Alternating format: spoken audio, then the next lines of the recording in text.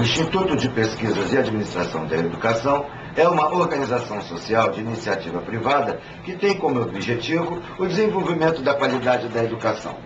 Sua fundação ocorreu a 23 de fevereiro de 1973 e atua em todo o território nacional, possuindo vinculação com milhares de unidades educacionais e empresariais, organismos públicos e sociais e agentes propulsores da sociedade. Mantém convênios de cooperação técnica com grandes universidades brasileiras e estrangeiras e está vinculada às principais entidades que congregam as instituições de educação. Edita periódicos e outras publicações técnicas que são distribuídas no Brasil e no exterior como forma de promover a educação permanente e difundir estudos e pesquisas. Convidamos a todos a visitar o nosso site www.ipai.com.br e no canto esquerdo da tela analisar a nossa logomarca do Instituto, representa o perfil da inteligência na tela, marcando a evolução da educação através de várias formas de transmissão e conhecimentos. O Seminário de Administração da Educação é uma das séries de eventos virtuais produzidos pelo Instituto de Pesquisas e Administração da Educação. Ele tem o intuito de aprimorar os conhecimentos daqueles que participam, trazendo à exposição assuntos relevantes dentro da área educacional. Para cumprir esse objetivo, o Seminário de Administração da Educação de hoje traz a debate o tema A Relevância dos Dirigentes do Desenvolvimento das Instituições Educacionais, que terá como palestrante o Dr. João Roberto Moreira Alves, que é graduado em Ciências Jurídicas e Sociais e Administração e pós-graduado em Direito Empresarial e Gerência, fundador e presidente do Instituto de Pesquisas e Administração da Educação, ex-presidente da Associação Brasileira de Tecnologia Educacional, ex-diretor da Associação Brasileira de Educação à Distância, diretor do Sindicato Nacional das Empresas de Educação à Distância e conselheiro da Confederação Nacional de Estabelecimentos de Ensino e presidente da ABED. O Instituto de Pesquisas e Administração da Educação dá as boas-vindas a todos os participantes desse Seminário de Administração da Educação, que tem como tema central a relevância dos dirigentes no desenvolvimento das instituições educacionais. É importante que, quando a gente fala em instituições de educação, que é o nome genericamente conhecido e todas as escolas são normalmente denominadas como instituição de educação, nós temos que observar que existe, na realidade, dois tipos de entidades educacionais. As entidades sem fins lucrativos, que são tecnicamente chamadas de instituições educacionais, e as entidades com fins lucrativos, que são as empresas educacionais. Vamos falar genericamente em instituições, mas lembrando que se aplicam não só às entidades sem fins lucrativos, como também às entidades com fins lucrativos. E hoje a relevância do dirigente da instituição é muito grande, como foi no passado, como até hoje será sempre, a importância dos dirigentes, e esse dirigente no sentido lato, no sentido mais amplo, nós temos que pensar como dirigente das entidades mantenedoras e das instituições mantidas. Toda escola, quer pública, quer privada, tem sempre uma entidade mantenedora. Nós temos, por exemplo, as universidades federais, as escolas técnicas federais, todas têm como entidades mantenedoras o governo federal, através, muitas das vezes, das suas fundações, mas são mantidas por instituições governamentais. E nós temos as públicas, federais, estaduais, as do Distrito Federal e as municipais, que são sempre mantidas pelo poder público. Não há uma classe mista entre público e privado. O governo federal, muitas das vezes, fala em instituições privadas de caráter público, mas não existe. O Código Civil diz claramente ou são entidades públicas ou são privadas. Então, as entidades públicas são todas aquelas mantidas diretamente pelos estados, pela União, pelos municípios ou pelo Distrito Federal, ou mantidas através das suas autarquias ou fundações. Também, cada município, é muito comum, nós temos autarquias municipais que são mantenedoras de uma universidade, uma faculdade, uma escola mantida por aquele município. Já no âmbito das instituições privadas, das empresas educacionais privadas ou instituições privadas, de acordo com a finalidade, com ou sem fins lucrativos, nós temos sempre uma entidade mantenedora. Isso é muito mais entendido por todos, porque há sempre uma pessoa jurídica que é a entidade que tem a responsabilidade tributária, a responsabilidade de contratação de seus colaboradores, a responsabilidade plena é da entidade mantenedora. E a entidade mantenedora tem normalmente um presidente, mas também não necessariamente precisa ter um presidente, pode ter um diretor, pode ter um gerente, pode ter a definição que for feita no estatuto ou no contrato social, essa é que vale. E nós temos até a possibilidade hoje, tecnicamente, isso é possível no Brasil, que exista uma firma individual mantendo uma universidade. Isso era impossível alguns anos atrás, mas o governo federal passou a permitir que as entidades com fim de lucro tivessem características de mantenedoras de instituição de ensino superior. Na educação básica isso já era comum, nós tínhamos várias instituições, uma predominância das sociedades por cota de responsabilidade limitada, mas tínhamos algumas sociedades anônimas, eram poucas, e algumas firmas individuais que mantinham escolas de educação básica, educação infantil, fundamental, médio, era comum. Nós temos aproximadamente 45 mil escolas particulares, todas elas mantidas por uma entidade mantenedora com fins ou sem fins lucrativos. As entidades com fins lucrativos, então, elas são caracterizadas pela definição do seu estatuto jurídico, seu modelo jurídico ou do seu contrato social. E as sem fins lucrativos são sempre mantidas ou por fundações ou por associações. Não existem posições intermediárias. Nós temos até mais recentemente uma característica específica das entidades chamadas comunitárias, mas elas são associações sem finalidade lucrativa ou fundações, obviamente sem finalidade lucrativa, que trazem características peculiares de serem entidades comunitárias, entidades privadas no sentido estrito, entidades filantrópicas. Você tem uma subdivisão de estratificação das entidades, mas todas elas são entidades privadas, embora tenham um teor social diferenciado daquela que é a sociedade anônima. Mas nós temos, então, a responsabilidade direta, inclusive uma responsabilidade criminal, dos dirigentes das instituições de ensino, dos dirigentes de mantenedoras de instituições de ensino. Por exemplo, se a instituição deixa de recolher tributos, há uma responsabilidade, além da responsabilidade civil, há uma responsabilidade criminal, se há uma apropriação indébita. Então, quem responde não é a entidade, sim o dirigente, porque, obviamente, você não vai ter uma consequência, uma denúncia, um processo, um julgamento e uma condenação, e havia uma ordem de prisão de uma entidade, você tem do dirigente da instituição. E esse dirigente, ele tem a responsabilidade no momento que ele assume e no momento que ele deixa o cargo e responde ainda nos próximos anos pelo seu período de gestão. Se você tiver uma gestão fraudulenta, por exemplo, não é o fato de você ter renunciado à mantenedora, ter renunciado ao cargo, que você deixou de ter a responsabilidade.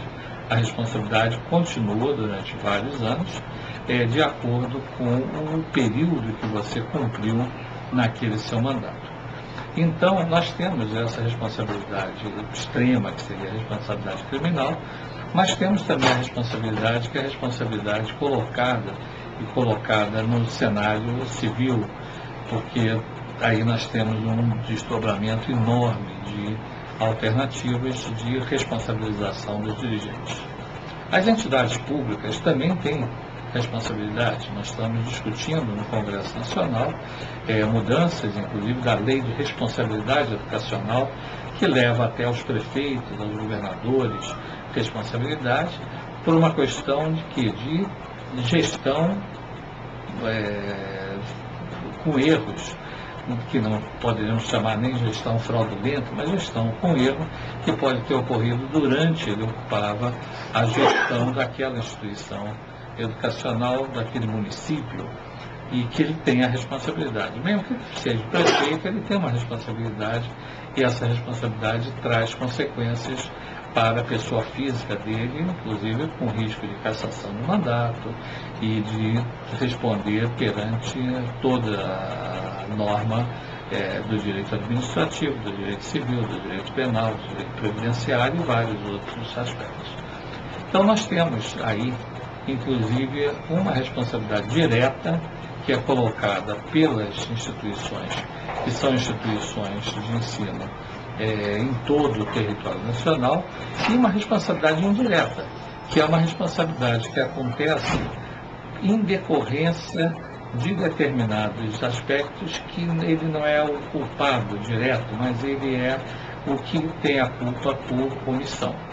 Existe, quando a teoria da culpa no direito, nós temos que convir que existe a culpa em elegendo, ou seja, em eleger, escolher a pessoa, e tem a culpa em vigilando, que é a culpa em vigiar. Então, você que é dirigente tem as duas responsabilidades. Você tem a escolha, se você escolheu mal, a responsabilidade acaba sendo por tabela sua. E se você vigiou mal, você também tem uma responsabilidade que traz reflexo na gestão da instituição. Então, o que nós temos que convir é que o dirigente educacional, pensando em entidade mantenedora, tem responsabilidades muito além daquilo que às vezes parece só para constar. Às vezes a entidade é uma entidade sem fins lucrativos.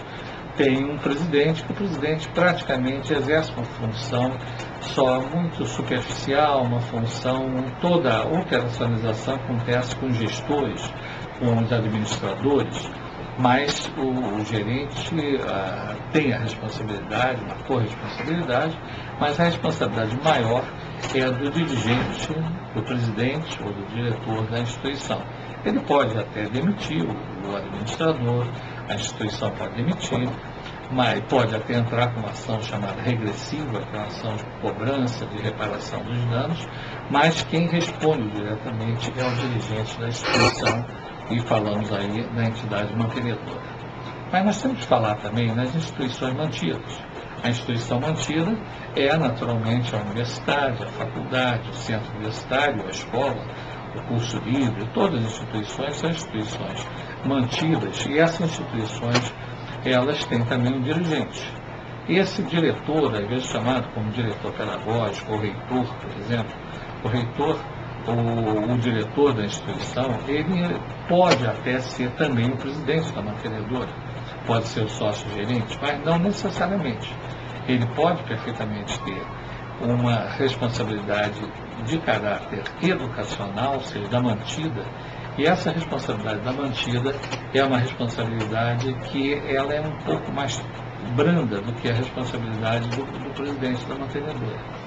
Mas essa ação, ou seja, o questionamento, ele pode ocorrer porque você, como dirigente da instituição de ensino, ou seja, você como reitor, como pró-reitor, como coordenador, tal, você dirige, exerce uma função de direção, depende do que está escrito no regimento da instituição. Mas ao definir essa função, isso é muito bem claro no seu regimento. Se é uma faculdade ou uma escola, tem um regimento. Se é um centro universitário ou universidade, tem um estatuto. E tem também o seu regimento, com normas complementares. Mas isso está claro, normalmente, o que compete e qual é o nível de responsabilidade. Agora, uma má qualidade de ensino é uma responsabilidade, e muitas das vezes, do dirigente da instituição de ensino. Se ele não tem, se a qualidade foi muito ruim, até porque faltou recursos, faltou condições, isso tem que ser muito respaldado junto à mantenedora, porque a mantenedora tem o dever de prover os meios de manutenção de uma qualidade de ensino. Então, se a instituição, num processo agora de avaliação, não vamos entrar na avaliação, mas o processo divulgado recentemente tem muitas falhas, descumpre a legislação, mas, por exemplo, a instituição tirou um conceito 2, certo? Tirou o conceito 2 A responsabilidade, a qualidade desse ensino é do dirigente da mantida, ou seja, dirigente da universidade, da faculdade ou do centro universitário. Ele tem uma responsabilidade direta, tem, porque a qualidade é ruim, porque tem algum fator. O fator de omissão dele, por exemplo, poderia ter proposto, porque o diretor da escola, da faculdade, da universidade, não tem normalmente poderes de demissão, mas tem a obrigação de levar à mantenedora o pedido, inclusive, de demissão de professores que não tenham um desempenho positivo no desenvolvimento do projeto pedagógico. Ou seja, ele é o gestor do projeto pedagógico, do PDI, ele é o gestor do PDE, do Plano de Desenvolvimento da Escola, quando era a Escola de Educação Básica. Ele tem a responsabilidade de cumprir.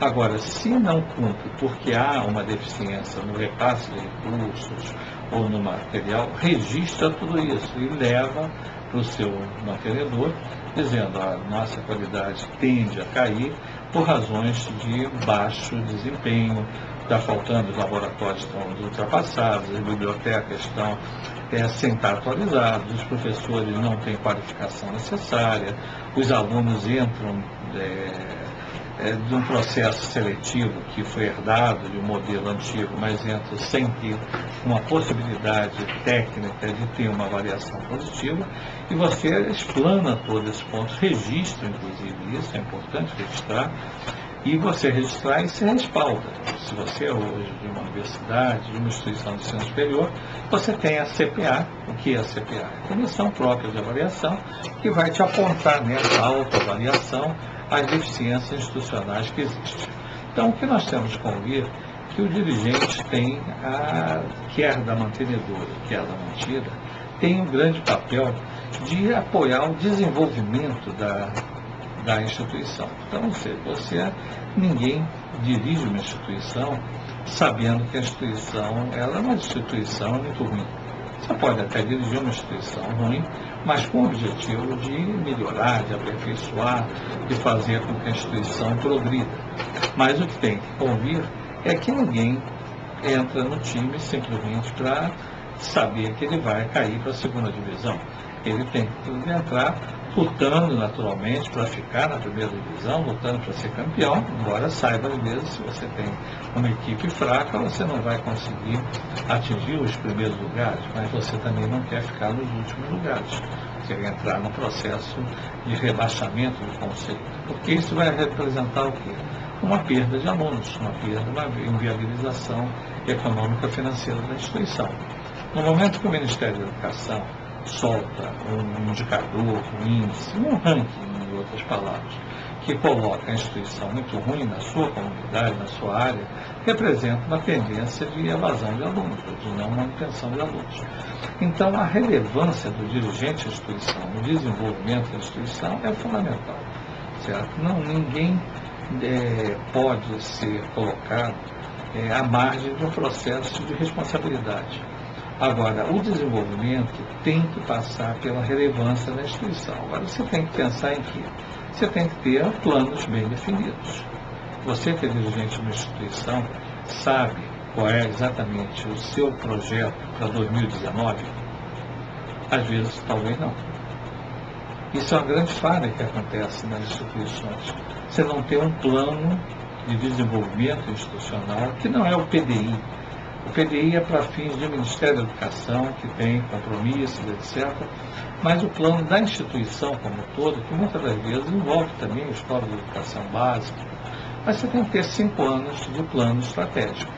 Se você não tiver uns 5 anos de plano estratégico, é como se você fosse fazer uma viagem, vamos sair em férias agora, vamos pegar um barquinho aí, vamos sair para onde? Para onde der o vento. Não é bem assim que vai acontecer. Não vai dar certo. Você pode morrer no mar, você pode morrer na praia, você pode ir muito bem e chegar e descobrir uma terra fértil em que você prospere. Mas você tem que ter um plano. E nesse plano, você, obviamente, tem que ter, além do plano estratégico, você tem que ter um plano operacional, um plano tático. Tudo isso, os gestores, os administradores têm que conhecer. E mais do que isso, você tem que analisar e cumprir. Você tem um plano bem feito, um plano estratégico, você tem que ter um plano de marketing junto. Não adianta você ter um plano estratégico e não ter um plano de marketing. Como não adianta ter um plano de marketing sem ter um plano estratégico. E às vezes as pessoas ficam, a gente conversa muito nessa vivência de 40 anos, mais de 40 anos que o IPAI tem, no relacionamento com as instituições espalhadas pelo Brasil inteiro. A gente vê muita gente preocupada com o plano do ano que vem. Como é que vai ser o plano da Copa, o calendário da Copa, tal, tudo isso já é assunto já superado, não tenho certeza para vocês. Mas o que existe é que as pessoas estão preocupadas, às vezes, com o ano que vem. E, na realidade, você tem que estar preocupado com o ano, 5 anos à frente. Há pouco tempo atrás, o Instituto tem um convênio com uma universidade da Costa Rica, um país pequeno, um país que luta com grandes dificuldades também, mas eles têm um conceito. Eu vou conversando com o reitor da Universidade Nacional de Educação à Distância, estava visitando aqui o Brasil, ele disse no ano passado, mais ou menos nessa época, falava que ele tinha que voltar para São José para analisar, porque eles tinham uma reunião de definição do planejamento deles, do orçamento do planejamento. E, obviamente, você pergunta, do ano que vem? Não, daqui a 4 anos. Lá, no caso, eles falam 4 anos.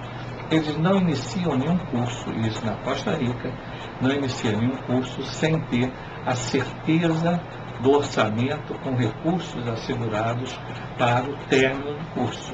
E eles estão muito certos. Vai iniciar um curso, e isso é universidade pública, federal. Eles vão iniciar um curso sem saber se tem garantia para terminar? Não. O Brasil começa, vamos ver o que vai acontecer. E depois acontece, não deu, não deu. Certo? E aí você encerra o curso, você transfere os alunos, mas você tem uma responsabilidade muito grande, mesmo sendo gestor de uma instituição sem fins lucrativos. Então, o que nós temos que convir? O dirigente tem que pensar no desenvolvimento institucional. A mantenedora, ela investe. Hoje você tem, por exemplo, várias sociedades, inclusive sociedades anônimas, que você não tem um dono. Hoje, uma das maiores universidades brasileiras, o controlador tem 15% das ações. Então não é um dono. Ele é até um peso menor. Antigamente você tinha 51%, você era maioria. Hoje não, você tem maioria com 15%, com 10%, porque o restante está pulverizado em vários outros investidores que querem resultado financeiro. O investidor, quem compra ação, ela pode comprar ação de escola, pode comprar ação de uma fábrica de batata. Tá? Então, ou seja, você tem a batata frita, vai produzir tal, vai dar lucro de tanto. A escola vai dar lucro de tanto, eu vendo minhas ações da escola e compro da fábrica de batata frita. É uma atividade legítima. O Brasil colocou isso de uma forma, forçou as instituições a se transformar em entidades com fim de lucro. Entretanto, nós temos que convir que esse não é o espírito que acontece no dirigente da instituição mantida. O dirigente da instituição mantida, qual é o perfil? É um professor, é um dirigente, um educador que está exercendo a função de gestor de uma instituição de ensino. Só que o modelo que você passa, se você termina o seu curso de pedagogia, lhe habilita a ser diretor de uma escola. Certo? Você tem o seu mestrado, você normalmente vai a ser um coordenador de curso, um doutorado, você vai até reitor, mas não há qualquer impedimento. Hoje você pode, a legislação brasileira, esse página, mas é verdade, você pode ter um reitor analfabeto. Não há qualquer pré-requisito para você ser reitor. Você pode ser um motorista, reitor, certo? Nada contra o motorista, mas você tem um processo de escolha, é um processo definido pela instituição, você não tem que ter titulação nenhuma para dirigir uma instituição de ensino superior. Você, para dirigir uma escola de educação básica, você tem que ter curso de graduação em pedagogia. Tá? E ter, se possível, uma pós-graduação, uma licença que seja em administração escolar. Mas hoje o MEC, os órgãos de governo, eles olham claramente a instituição como sendo uma instituição que tem que ter os coordenadores de cursos e esse qualificação. Agora, o dirigente, o reitor, o diretor, tal, esse não tem pré-requisito. E pode chegar ao ponto, que a gente não viu ainda, mas você pode chegar ao ponto de ter um dirigente, um reitor de universidade que não saiba escrever o seu nome, e é perfeitamente legítimo que isso aconteça nesse cenário confuso de legislação educacional brasileira. Aliás, o Brasil é profícuo em fazer leis. Nós temos hoje mais de 100 leis federais. O governo federal, cada dia, edita uma nova lei. Só mês passado foram 2 novas leis editadas sobre educação. Mas nós temos hoje uma inflação legislativa muito grande e algumas coisas absurdamente detalhistas e outras coisas superficialmente sendo tratadas.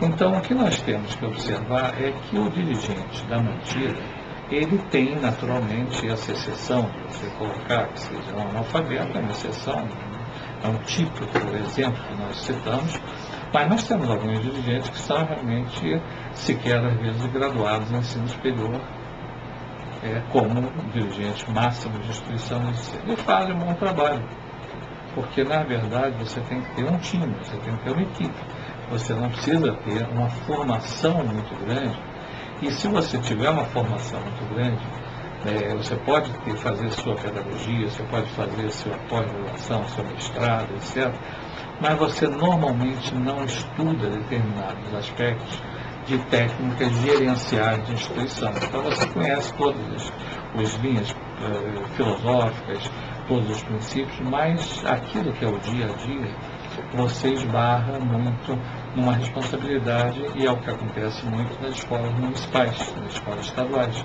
onde você coloca dinheiro para o dirigente da instituição, que foi eleito, escolhido, administrar, e ele não tem nenhuma noção de Tribunal de Contas da União, de lei de licitação, de nada disso, e depois ele torna-se, inclusive, réu de um processo, e às vezes ele pode ser exonerado por uma malversação de recursos. Você não pode comprar uma merenda num papelzinho de nota escrita à mão. Você tem que ter nota fiscal, você tem que ter licitação, você tem que ter uma série de coisas em instituições públicas de ensino. Nas privadas, você não tem esse formalismo, mas normalmente você tem que ter os documentos revestidos das formalidades legais. Senão a contabilidade não pode registrar, e depois do imposto de renda, o fisco te glosa naqueles aspectos.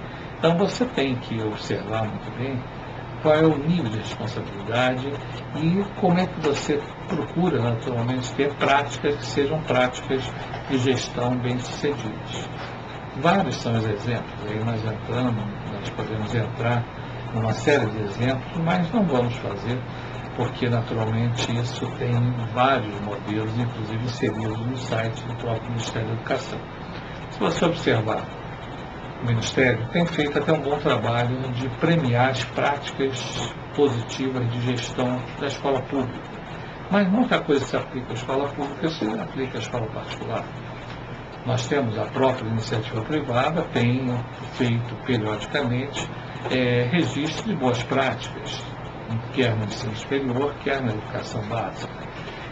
Esse processo de você ter uma gestão eficaz é fundamentalmente importante.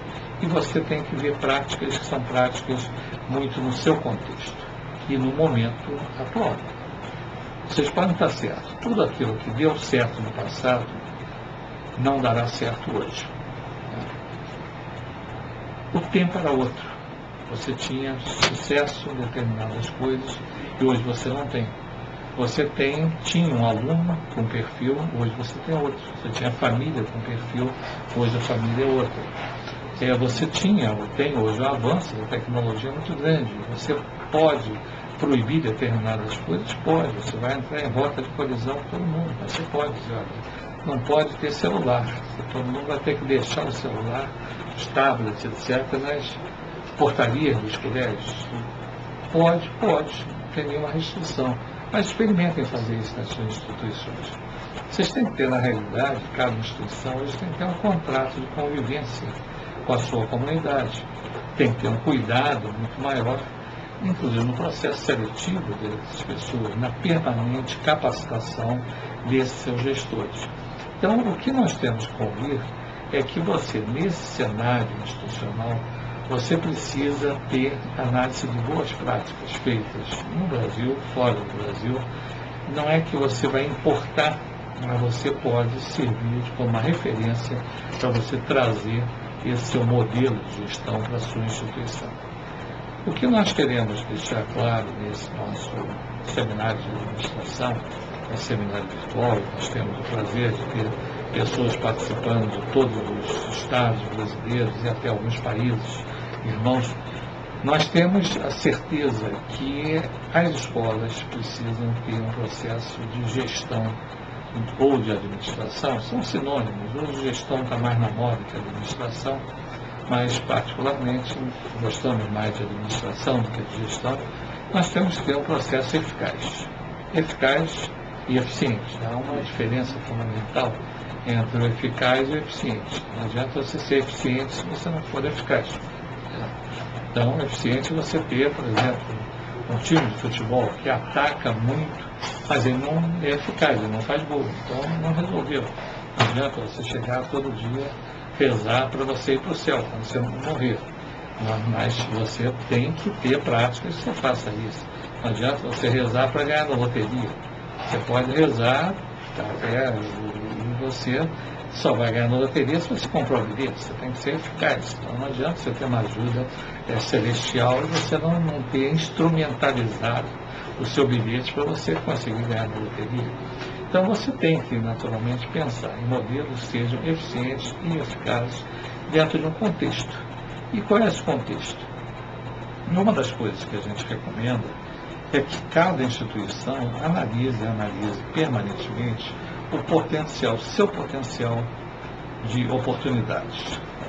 Esse é um ponto que nós não podemos deixar de falar, mas você sabe exatamente qual é o potencial de oportunidade que você tem na sua instituição. Quais são as ameaças?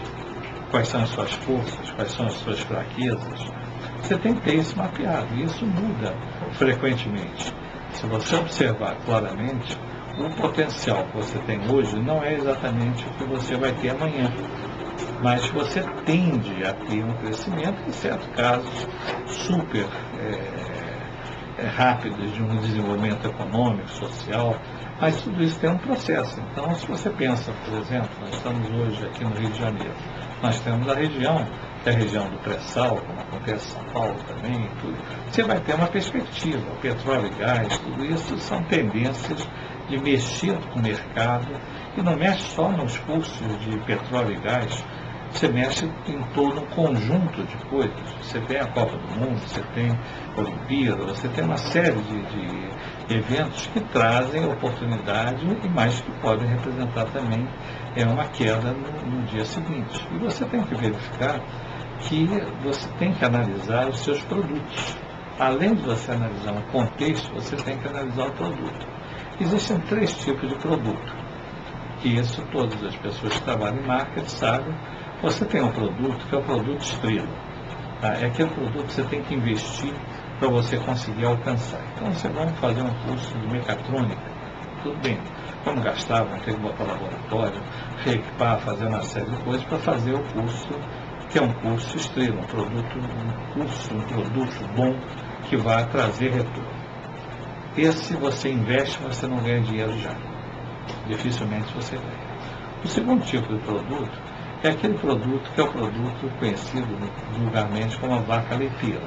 É aquele curso que dá dinheiro sem você gastar muito. Você não gasta quase nada e os custos dos alunos vêm, o investimento é pequeno, etc. Tal. Esse é o curso, obviamente, ótimo, só que a vaquinha leiteira ela vai parar de dar leite. Certo? Aí você cai na transformação, no terceiro produto, que é o bicho de estimação. Bicho de estimação é aquele produto que é o curso. O curso era tão bom, foi mamãe que criou o curso, foi o primeiro curso da instituição, eu não tenho coragem de acabar com esse curso, o curso está dando prejuízo imenso, mas você mantém o curso, você troca o coordenador do curso, o problema foi que o coordenador era ruim, não, o curso é ruim, o curso não tem no mercado, mas você fica insistindo em manter o curso, carregando um prejuízo imenso, e o que é que acontece? O bichinho de estimação, você tem que fazer todas as honrarias e homenagens, fazer uma estatuazinha para ele, mas ele vai para corte, certo? A vaquinha leiteira que deixou de dar leite virou bife. Então, o que você tem que convir? você tem que preservar aquele produto, mas você tem que pensar nos outros produtos, porque senão você vai ficar cheio de bichinho de estimação e aí você quebra, certo? Num processo gerencial, você tem que pensar sempre em estar com criatividade e inovação. São palavras da moda. A inovação é palavra da moda e criatividade também. Você tem que ter sempre uma equipe que pense nas coisas. E aí voltamos a exemplos também que acontecem. Quando você tem uma equipe, você tem 4 tipos de pessoas. As pessoas que pensam e fazem. As pessoas que pensam e não fazem. As pessoas que fazem e não pensam. E as pessoas que não fazem e não pensam. Obviamente, se você tiver todas as pessoas que pensam e fazem, ótimo. Mas isso, se fizer um teste, a gente tem hoje mecanismos, e todos que trabalham em psicologia sabem disso. Se você fizer um teste, no seu grupo não passa de 10% desse grupo que pensa e faz. Você tem um grande grupo, que é aquele grupo que faz, mas não pensa. Alguém tem que estar pensando. Esse é um grupão, certo? Normalmente corresponde a 70% do universo. Vamos fazer isso? Vamos. Agora, por que está fazendo, você pode até explicar, mas ele está mais focado no realizar. E você tem aqueles que só pensam. Então, você pensa, então, são pessoas ótimas, pensam, trazem uma ideia, a pessoa tem uma ideia ótima, tal, fazer isso, mas manda ele fazer, ele não faz. Ele não consegue fazer. Não é porque ele não quer, é porque ele tem uma capacidade de realização pequena. São pessoas que têm que ser aproveitadas muito bem. São os que pensam, são os pensadores. E eles pensam, deixam as ideias, mas que tem que ser realizado por outro. E aquele outro grupo, que é o grupo também que a gente espera que seja pequeno na instituição de vocês, é o pessoal que pensa, que não pensa e não faz. Certo? O que você tem que fazer com essas pessoas? Depende. Se ele for parente do mantenedor, não faça nada, porque senão você pode ser demitido. Então você tem que ter, essa é uma brincadeira que a gente faz, mas é uma realidade. Você tem que, às vezes, conviver com pessoas que são pessoas que é melhor você deixar em casa. Se ficar em casa, ótimo, deixe ele em casa, descansando, ele vai atrapalhar pouco. Ele não vai pensar, ele não vai fazer, ele vai ficar ali empatando espaço e contaminando as pessoas. E aí você também pensando em grupos, quando você pensa em gestão, você tem que analisar tudo isso. Você tem um outro grupo também, se a gente analisar os grupos que existem, e já numa outra foco de análise, você tem as pessoas que são as pessoas que acreditam nas mudanças e as que não acreditam. Vamos, como exemplo de modelo, nós vamos citar esse e vamos depois entrar num bloco final. Então, o que nós temos sempre em qualquer grupo? Se você fizer também um teste de psicologia, tem um testezinho que circula facilmente pelos profissionais, que são 80, na verdade 40 pares de perguntas. Que ou é isso ou é aquilo, ou é isso ou é aquilo. São 40 pares e que bate certinho uma análise, e essa análise te leva a você encontrar o perfil das pessoas. Você tem sempre, quando você pensa em mudança, inovação, mudança, você tem 10% que são os vítimas, certo? Vamos fazer implantação de educação à distância na instituição? Vamos, mas você tem 10%. Mas isso não vai dar certo, que é complicado, é muito caro, é difícil, não sei o que e tal. Ele está pensando, na verdade, o seguinte: se implantar a educação à distância, eu vou dançar, vou perder meu cargo e não vou querer que isso funcione, dê certo. Então ele vai lutar como vítima para que esse projeto não dê certo. Você tem outro grupo, que também são 10%, que é o do crítico. Chega e fala, a pessoa é ótima, bonita, mas, quando eu ponho mais, você já sabe que já vem crítico. Mas isso talvez não seja oportuno para a gente fazer para 2014, vamos deixar isso para depois da Copa do Mundo, a gente vê, ano que vem tem Carnaval, tem eleição, tem Copa do Mundo e tal. Aí quando chega no ano que vem, fala, vamos deixar depois ter a Olimpíada, vamos deixar para frente e tal. Ele vai querer deixar empurrando, ele vai encontrar algum defeito naquele grupo porque na verdade ele é o crítico, ele vai criticar na sua instituição. Aí você tem um outro grupo também, que é o grupo dos chamados tecnicamente os navegadores, são os que acreditam nas mudanças. Tá? E esses que acreditam nas mudanças são aqueles que você tem um processo, que é um processo de busca de êxito, que corresponde também a 10%. Então, vocês que estão participando pegam com certeza o grupo dos chamados navegadores, são os que acreditam nas mudanças. Então nós temos 10, 10 e 10. E os outros 70 estão aonde? Os outros 70, eles são os chamados muristas, ou atrás da moita, como dizem muitos. São aqueles, ou tecnicamente, os observadores. São os que ficam esperando para ver se vão para os vítimas, se vão para os críticos ou se vão para os navegadores. Você, como gestor, o que você deve pensar sempre? Vão perder tempo com vítima, com crítico? Talvez, mas percam pouco tempo. Não adianta que eles vão continuar críticos. Você não convence o que é o crítico ou vítima, você não convence facilmente ele a mudança. O tempo que você vai levar, o desgaste que você vai ter, você vai se apurrinhar com aquilo, você vai apurrinhar ele, daqui a pouco os dois estão infartando, certo? E você tem que pensar o quê? Investir nos navegadores. E essas são as vítimas e críticos, se possível, vai deixando eles de lado, eles vão acabar se aposentando, vão morrendo, se você puder deixar ele em casa, é melhor, para ele não contaminar, mas isso acontece muito, muito difícil, você chegar e se demitir essa pessoa, porque ele foi contrário, ele não é contrário, ele é permanentemente contrário a tudo, certo? Então, às vezes você pode até ajudar. Nós temos caso de uma instituição, a melhor professora dessa instituição, com referência nacional, etc., ela não sabe ligar um computador, porque não quer. Certo? Então, o que tem? Mas como a referência dela é muito boa, você põe alguém para ajudar ela nesse processo de fazer o serviço informatizado. Mas ela não quer usar, como se ainda tem gente que não quer usar celular, que não quer acreditar no avanço da tecnologia, embora ele se conviva com a tecnologia no dia a dia. Agora, o que nós temos que pensar dentro desse processo? Então, as diretrizes gerais do dirigente educacional, quais são essas diretrizes? Depende de cada instituição. Você tem que ter um plano para saber qual é a diretriz, quais são os parâmetros que você tem que agir. E esse é um trabalho que tem sido feito por muitas instituições de forma extremamente correta.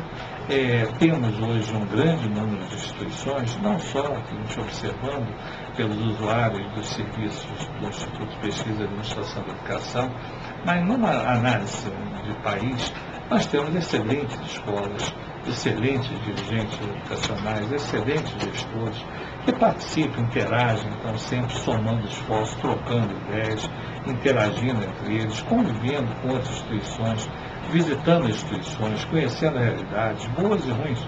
Você conhece também, não adianta você pensar, quando nós pensamos vamos procurar ver as universidades, as melhores universidades do mundo, as melhores escolas. Não, vendo também as piores, porque no pior também você aprende muita coisa. Visite o seu concorrente está visitando você também. Faça isso de comum acordo ou não, mas eticamente, respeitando os princípios éticos, mas você tem que sentir o aluno, como é que está o nível de satisfação do aluno, ver quais são as oportunidades e pensar um ponto que é fundamentalmente importante em outros mercados. Não vivam só da receita dos seus alunos. Essa é uma receita que é importante, mas não pode ser a única. Se você pensar em viver alguns anos só com a receita dos seus alunos, dos cursos oferecidos, você tende a quebrar. Então, o que você tem que pensar? Vamos ver quais são os mercados. Por que uma escola não pode prestar serviço para as empresas? A educação corporativa começou por isso. Por que a escola não pode trabalhar com a terceira idade, com a autoajuda? Uma série de linhas são linhas que passam, muitas delas, por educação à distância, que é fundamentalmente importante. Você não tem educação de instituição, educação à distância, passa pelo. Porque senão você vai perder aluno. Não pensem que ser com aluno só presencial vai conseguir ter um processo de competitividade. Você também não vai ter só alunos de educação à distância. Aluno é aluno, instituição é instituição. Educação à distância não é uma metodologia, não é uma modalidade de educação. Você tem aí hoje o Pronatec. O Pronatec é uma excelente oportunidade das escolas que são escolas técnicas, escolas que têm cursos técnicos, ou mesmo escolas que atuam com cursos técnicos livres também.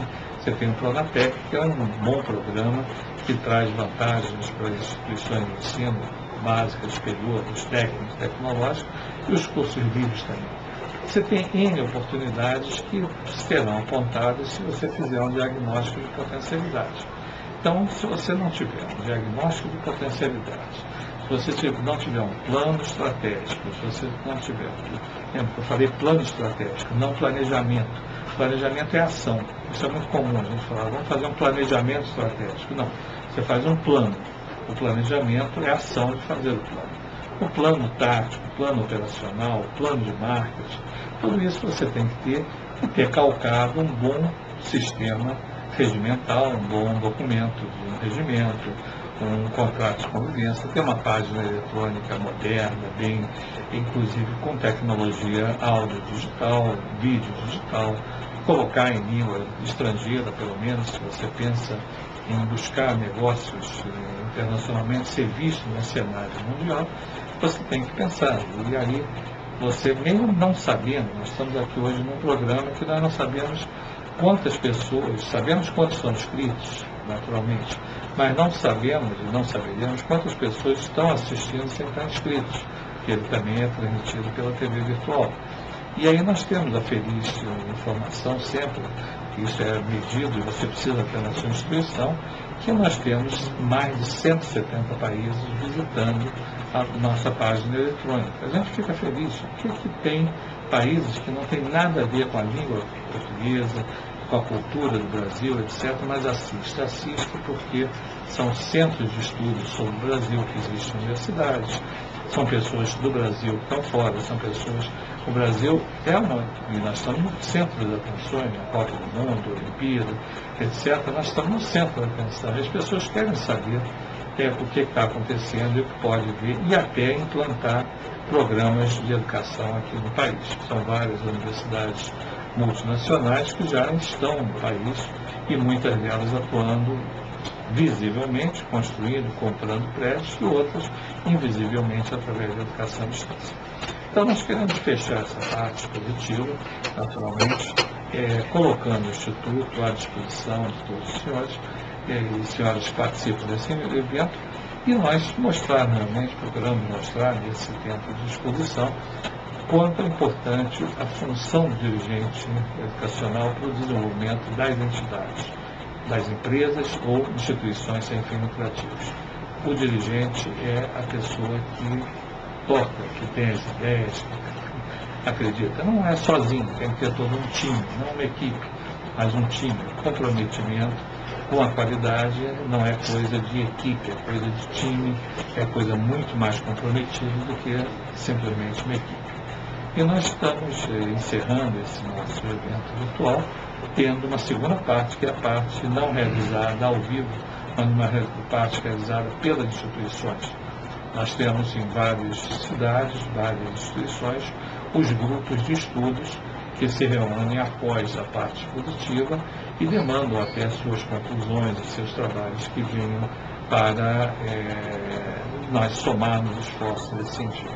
A gente tem procurado fazer pelo Instituto alguns programas, como o Programa de Apoio e Desenvolvimento das Escolas de Educação Básica, que é o PRODEB, e o Programa de Apoio e Desenvolvimento das Instituições de Ensino Superior, que é o PRODES, que será, inclusive, feita uma exposição rápida sobre esses dois programas. São programas gratuitos, são programas abertos pelo Instituto, e que nós esperamos que vocês venham a aproveitar bastante desse nosso encontro de hoje, e a partir daí, muitos já integram essa comunidade do Instituto, mas que vocês possam somar esses esforços e principalmente pensar instituições que possam contribuir com o desenvolvimento do país.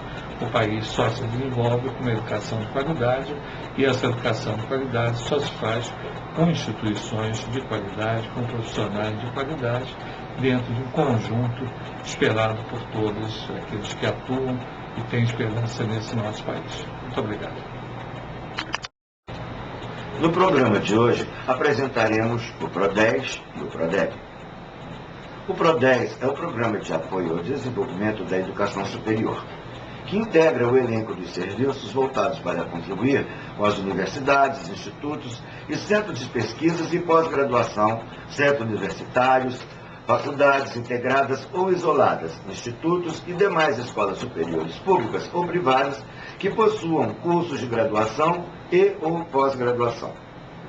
Constitui como público-alvo os dirigentes, pessoal técnico e administrativo e docentes das instituições de educação superior mantidas pela iniciativa privada ou estatal.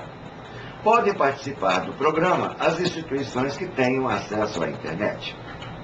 Como também apresentamos o PRODEB, o Programa de Desenvolvimento de Apoio ao Desenvolvimento da Educação Básica, também integrante do elenco de serviços voltados para contribuir com as instituições de ensino que possuam atividades na área de educação infantil, educacional, fundamental e média.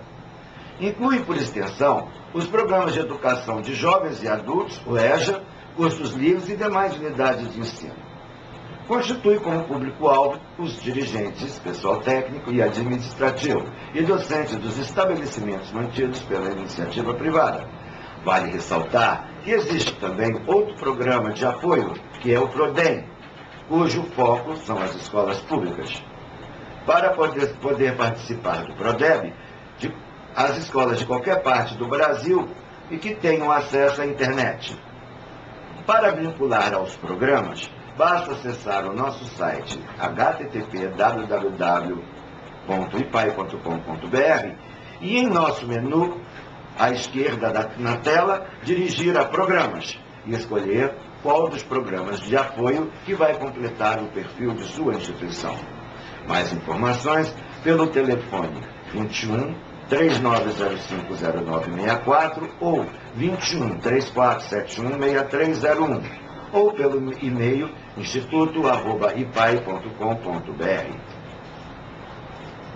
Esse programa foi realizado no Centro de Produção Científica do IPAI, na cidade do Rio de Janeiro, no dia 10 de dezembro de 2013, e contou com a colaboração da equipe de comunicação do Núcleo de Educação à Distância e do Núcleo de Desenvolvimento Profissional.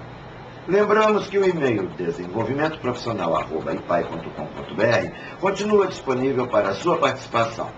Para inscrição, nos próximos eventos que acontecerão em 2014, façam através do e-mail instituto@ipai.com.br ou pelo site www.ipai.com.br ou aos nossos participantes do nosso Núcleo de Desenvolvimento Profissional, que recebem os nossos e-mails com nossa mala direta, onde eles podem fazer a inscrição dos próximos eventos. O Seminário de Administração da Educação termina aqui. Muito obrigado pela sua participação. E aproveitamos o ensejo para desejar aos nossos participantes do Núcleo de Desenvolvimento Profissional um Feliz Natal, um próspero 2014. São os sinceros votos do IPAI, que este ano completou 40 anos de existência. Boas festas!